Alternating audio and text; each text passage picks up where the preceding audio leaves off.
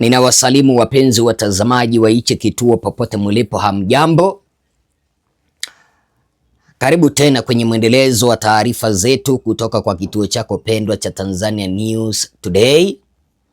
Ninakuomba kipindi ambapo utakapomaliza kutazama hii kanda uweze kuisambaza kuelekea kwa vikundi viwili vitatu. Tunalenga kufikisha subscribers 100,000 kabla ya mwaka huu kukamilika. Kwa hivyo ninaomba mchango wenu watazamaji wangu. Kuna mzozano ambao umejitokeza katika taifa letu la Tanzania, taifa la muungano Tanzania. Na mzozano huu ni kutokana na kauli ambazo zinatolewa na viongozi, kauli ambazo zinaonekana kwamba zinachochea ubaguzi pamoja na utengano. Bila kuficha, kauli ambazo zimeweza kuleta mzozano huu ni kauli ambazo zilitoka Zanzibari, kutoka kwa viongozi kwamba Wazanzibari hawapaswi kutibiwa, ama ukipenda Watanganyika hawapaswi kutibiwa Zanzibari, na wakasema kwamba Watanganyika hawapaswi kupewa kazi Zanzibari kwa sababu Watanganyika eti kwamba wamejaa Zanzibari, wamechukua kazi za Wazanzibari. Mpaka unajua kuna huyu mwenye alikuwa anazungumza kwenye baraza la wawakilishi Zanzibari akiwa amevaa hijabu, alisema kwamba hatuwezi kuwatibu wasio wa Zanzibari,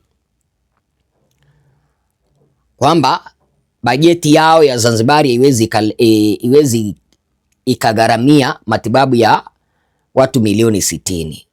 Hawezi ukaniambia tu kwamba Watanganyika wote eti kwamba tunaishi Zanzibari. Huo ni ubaguzi ambao walikuwa wanachochea. Kuna huyu waziri naye ambaye aliweza kusema kwamba wahitimu wengi wa utalii Zanzibar wanakosa kazi.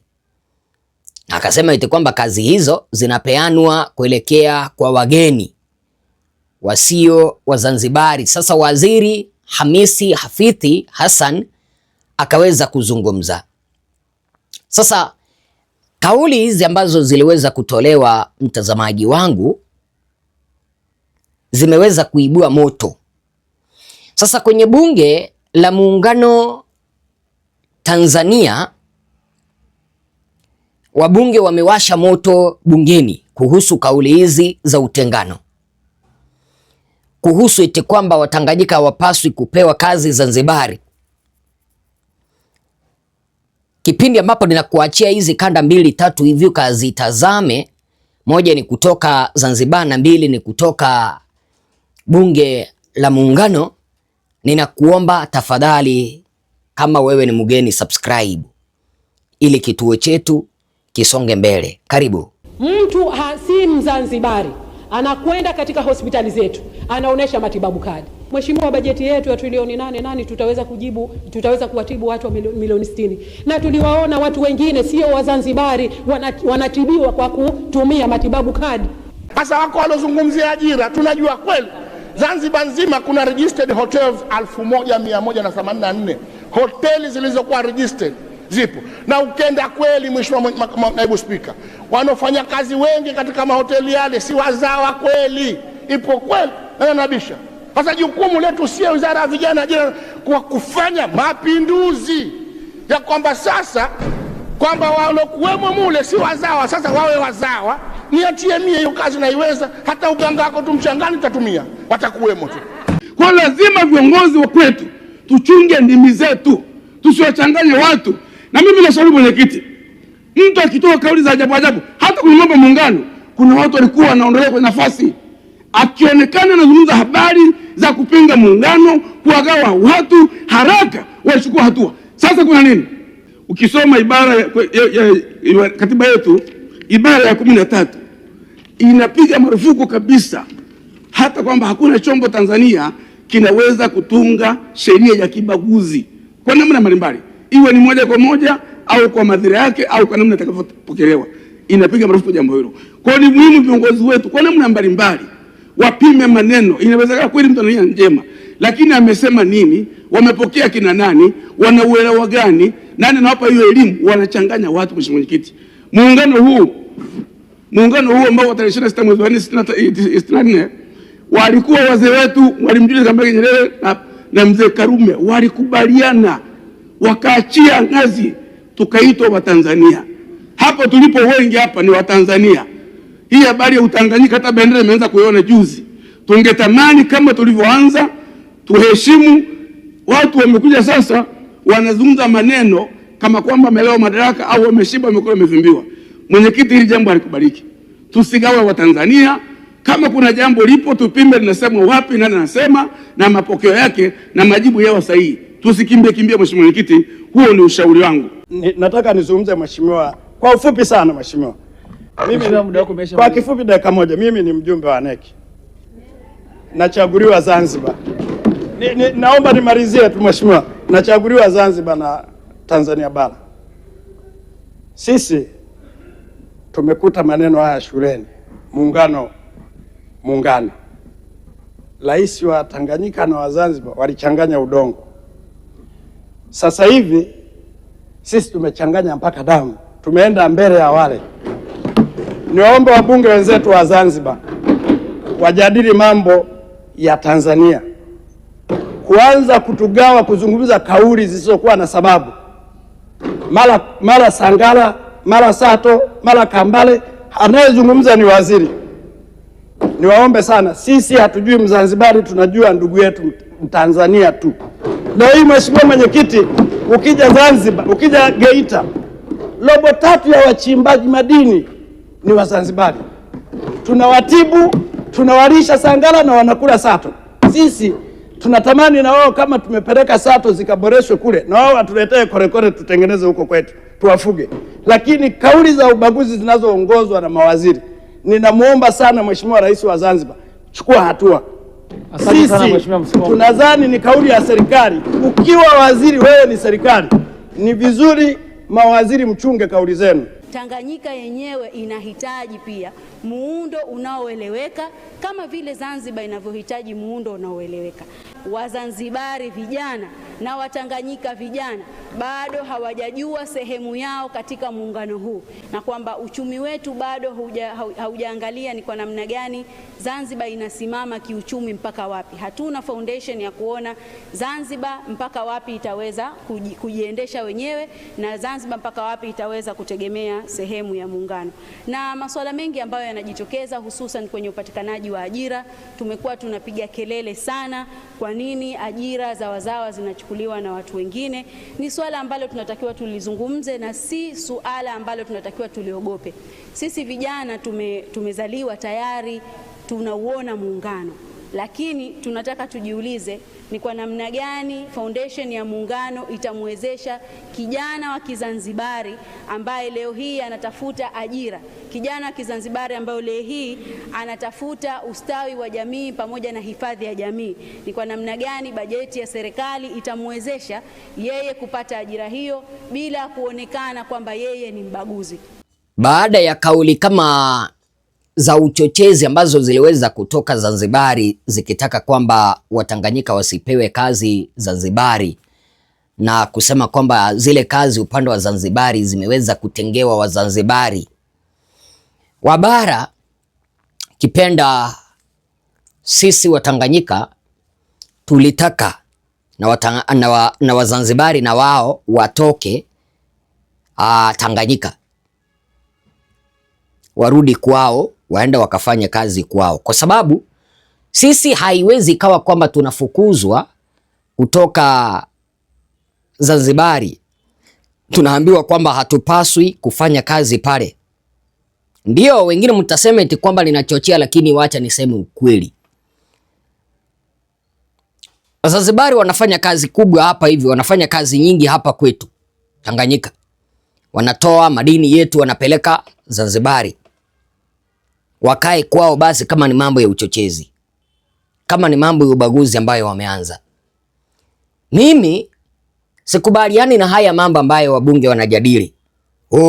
Ukisema kwamba hatupaswi kubaguana, hatupaswi kutengana, sijui watakuwa wamekiuka katiba ya muungano. Wacha nikuambie mtazamaji wangu, Hauwezi ukaniambia kwamba waziri anaweza akazungumza kitu bila ya rais wao Mwinyi kujua. Hauwezi ukaniambia unajua waziri ni kama serikali ya Zanzibari. Alikuwa anazungumza kwa niaba ya serikali ya Zanzibari. Nimemsikia mbunge mmoja akisema kwamba huyu bwana achukuliwe hatua. Bara Hassan atachukuliwa aje hatua kipindi ambapo imesemekana kwamba sisi Watanganyika tusipate kazi Zanzibari. Lisemwalo lipo.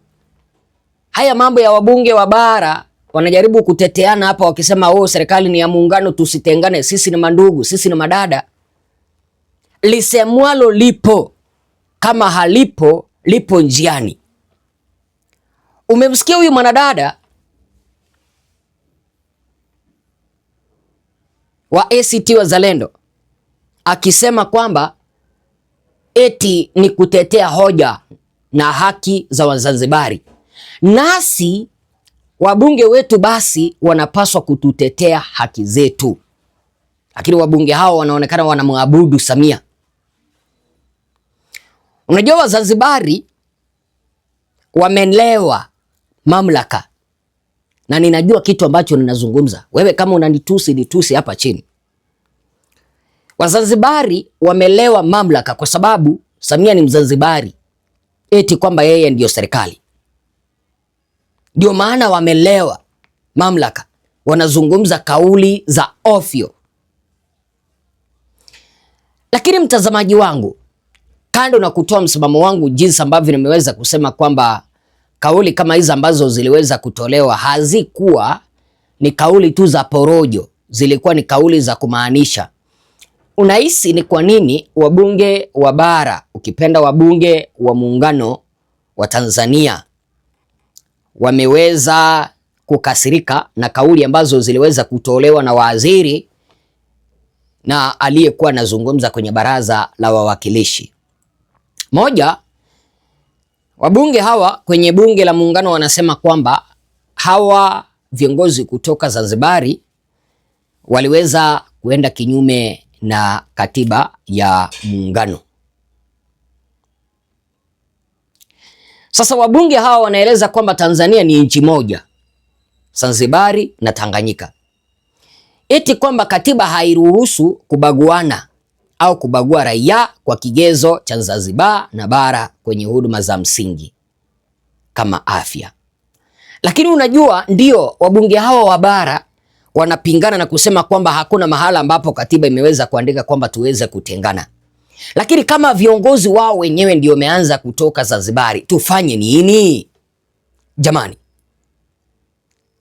ebu wewe valia huo uhusika uniambie tufanye nini?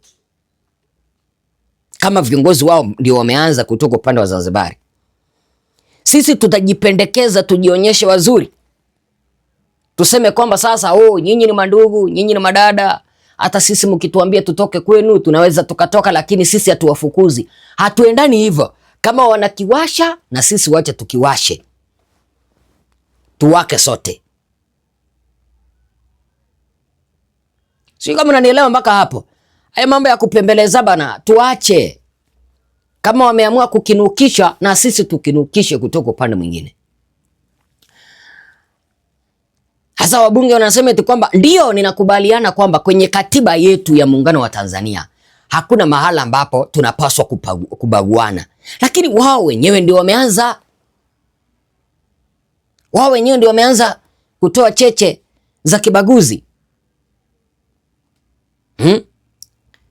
Unaona mwingine bwana Simai Mohamed Saidi alitoka Zanzibar akaja bara kutoa kauli za uchochezi akiita Dr. Nchimbi kwamba yeye ni Yuda ndani ya serikali. Ndio maana ninakwambia kwamba hawa viongozi ambao wanatoa wenye wako na chimbuko la Zanzibari wako na vichwa ngumu, wamelewa mamlaka, wanazungumza jinsi ambavyo wanataka. Na ndio maana mimi ninashikilia msimamo wangu wa kueleza hivi, ni heri tukue na serikali tatu: serikali ya Zanzibar, serikali ya Tanganyika na serikali ya muungano. Ndiposa serikali ya Tanganyika nasi itetee maslahi yetu sisi wa Tanganyika. Isije kawa kwamba serikali ya Zanzibari peke yake ndiyo inatetea maslahi yao, sisi hakuna mwenye natutetea. Kitu kingine ambacho kimeweza kufanya wabunge kuchemka ni kuhusu uchumi wa pamoja. Unajua Tanzania au kipenda Tanganyika na Zanzibari tuko na uchumi mmoja. Bara na Zanzibar zinashirikiana kuendesha uchumi. Lakini unajua sisi bara ndio tunateseka. Pesa zetu zinatoka bara zinaenda Zanzibar kufanya maendeleo pale. Hakuna usawa kwenye haya mambo. Kuna mali yetu ambayo yanatoka Tanganyika, kipenda bara, yanaenda Zanzibar. Sasa kama wameanza kutoa hizi cheche za kibaguzi kutoka Zanzibar, ni heri basi na sisi tuanze kutoa kauli zetu za kibaguzi. Lakini kutokana na kwamba viongozi ambao wako madarakani kwenye hii serikali ya CCM ni viongozi wa CCM na hawana ridhaa ya wananchi, sasa wanajaribu kuzungumza ili kumridhisha Samia. Ingalikuwa kwamba wabunge wengi ambao wako kwenye bunge la Muungano wa Tanzania eti kwamba walipigiwa kura moja kwa moja, wabunge wale na wao wangekinukisha aswa kutetea bara. Lakini ukitoa kauli kama wewe ni mbunge, ukitoa kauli ambazo zinakinzana na serikali ya Samia, uchaguzi wa mwaka 2030 unaweza ukanyimwa hata tiketi ya chama cha CCM. Lakini mbunge atakana kwamba uliweza kuiba kura ukaingia bungeni, haina haja kuweza kufurahisha Samia na kufurahisha Zanzibar. Pigania Tanganyika, tetea bara. Sijui wazo lako ni lipi mtazamaji wangu. Ndugu zetu kutoka upande wa Zanzibar walikuwa wanajua kile ambacho walikuwa nakizungumza. Hawakukizungumza wakiwa wanapiga mzaa. It was not by accident. It was an intentional message. Sijui kama unanielewa mpaka hapo. Mimi sina mengi. Wale wa kupiga subscription piga. Naomba nisome kauli zako hapa chini kuhusu haya mambo ya miungano. Unaona kutoka Zanzibar wao wanatuambia tutoke, hawatupei matibabu, lakini wabunge wetu wao wanasema kwamba katiba haina mambo ya utengano. Ndio tunajua kwamba katiba yetu haina mambo ya utengano. Lakini Zanzibar wao unaona wanashikilia msimamo wao kwamba wanatetea haki za Wazanzibar. Kama wanatetea haki za Wazanzibar basi watoke bara, waende kufanya kazi Zanzibar na sisi tujitetee au tukue na serikali tatu. Wazo lako ni lipi mtazamaji wangu? Ningeomba niweza kusoma kauli zako hapa chini. Asante sana.